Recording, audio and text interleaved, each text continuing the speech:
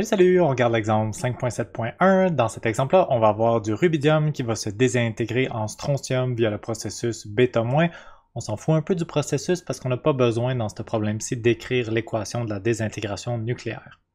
Ça dit qu'on possède un échantillon initial de 1 mol de rubidium et on sait que le rubidium a une chance sur 2.242 x 10 à la 18 de se désintégrer en strontium. Alors, 3 sous-questions A, B, C, c'est parti. La première sous-question, on va se faire super vite. On va juste calculer la constante de désintégration du rubidium. La constante de désintégration, c'est la probabilité de désintégration par seconde. Puis là, c'est juste, ça nous dit qu'on a une chance sur 2 points quelque chose fois 10 à la 18. Je vais juste faire la division, puis donner le chiffre que ça donne pour la probabilité de désintégration par seconde.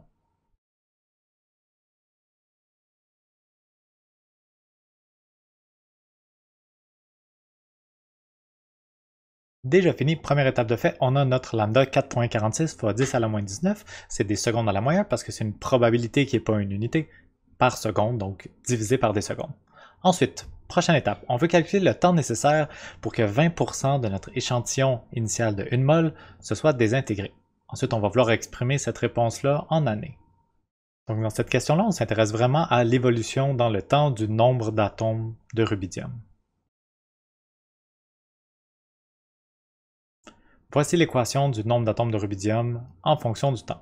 On sait, nous, que notre échantillon initial était de 1 mol, notre échantillon final, n en fonction de t, là, au moment t spécifique qui nous intéresse pour la question B, ça va être, il va nous rester 80% de notre échantillon initial s'il y en a 20% qui s'est désintégré.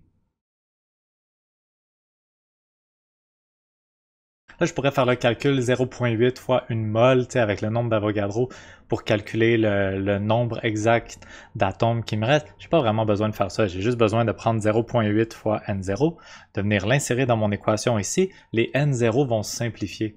Donc, si on peut sauver un calcul, pourquoi pas?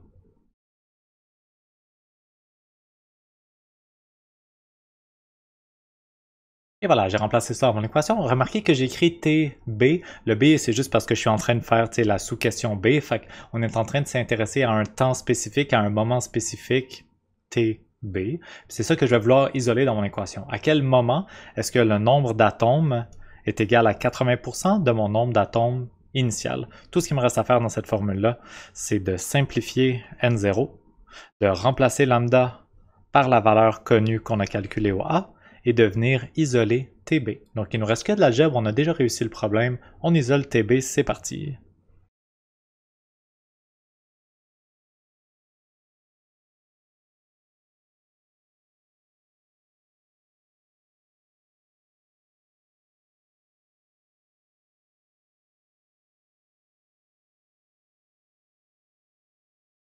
Et voilà, on a réussi à trouver le temps TB 5 fois 10 à la 17 secondes.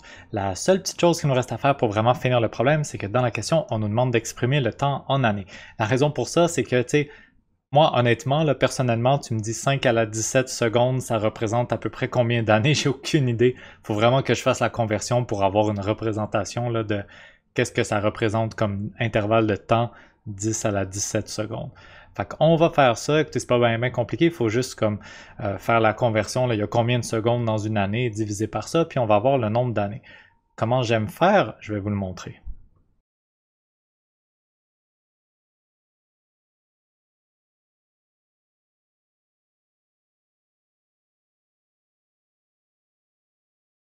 Alors, qu'est-ce que j'ai fait ici? J'ai pris mon temps qui était initialement en secondes, puis je l'ai multiplié par 4 fractions, un paquet de fractions.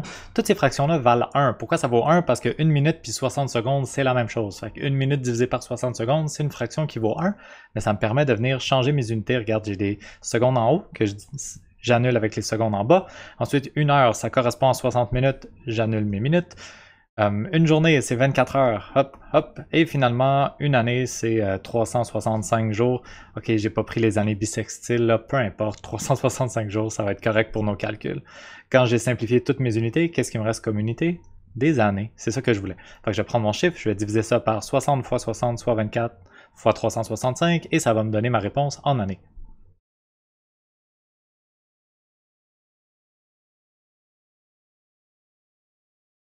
Et voilà, on a gagné, ça a fait 15,86 milliards d'années. Fait qu'il va falloir s'armer de patience, là. Ça va nous prendre 15 milliards d'années avant que 20% de notre échantillon se soit désintégré. Ça se désintègre plutôt tranquillement. Pour se donner un ordre de grandeur, 15 milliards d'années, c'est plus que l'âge de l'univers. Il va falloir être plutôt patient. Dernière petite affaire, des milliards, souvenez-vous, c'est 10 à la 9. Fait que vous auriez pu donner la réponse comme 1,586 fois 10 à la 10 années, c'est correct aussi. Dernière sous-question, on veut savoir ça sera quoi le taux de désintégration après 30 milliards d'années. Voyons voir.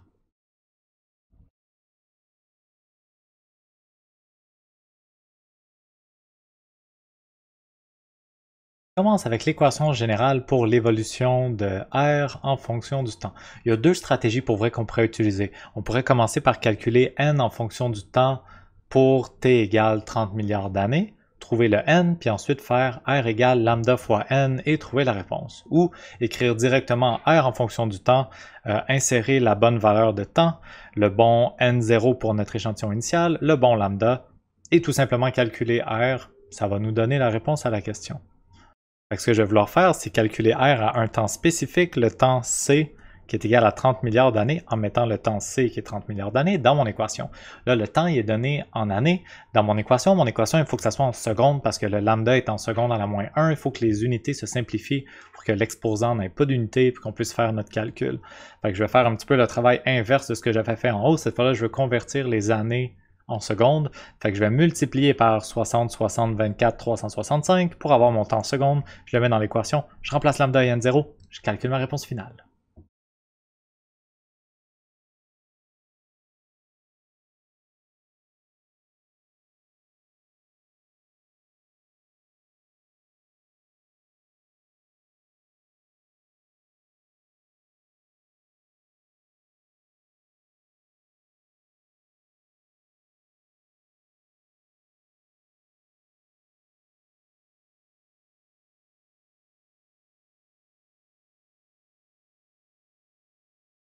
Et voilà, on a gagné, on a réussi à trouver la réponse à la question. Donc j'ai juste un mini-chiffre dans mon équation, une mol c'est 6.02 fois 10 à la 23, c'est le nombre d'Avogadro. J'ai plugué mon temps, mon lambda, et j'ai trouvé un taux de désintégration de 176 075. Mes unités qui me restent, c'est des secondes à la moins 1. Les secondes à la moins 1, c'est la même chose que des becquerels. Puis quand on parle de taux de désintégration, on aime bien utiliser l'unité becquerel. Donc voilà pour ce problème, ça répond à la question et c'est tout. J'espère que c'était clair, puis on se revoit dans les prochaines vidéos.